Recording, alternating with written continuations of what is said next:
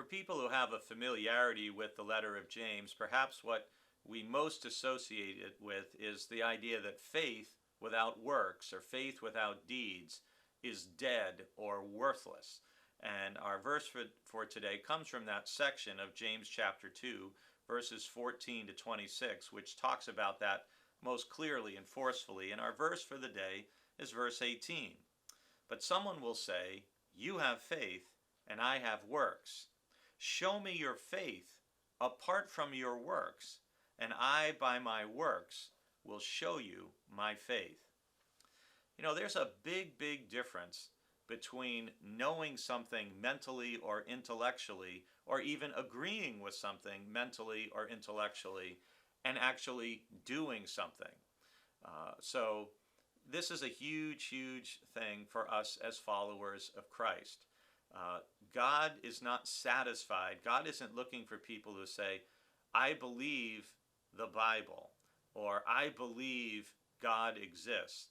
As James will say elsewhere, you believe that God exists, even the demons believe and shudder. The difference between a demon and a disciple is that a disciple doesn't just believe that God exists, but we want to live obedient to God. And as James points out very well, if you can't point to specific works which illustrate this is how I'm seeking to live out my faith, your faith basically is worthless. It's empty.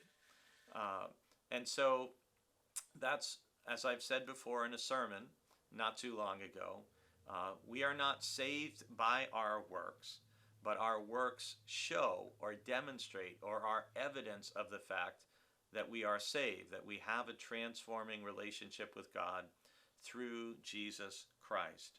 And this is where the rubber meets the road, to use a cliche, as a Christian. There are lots of people who say they're a Christian.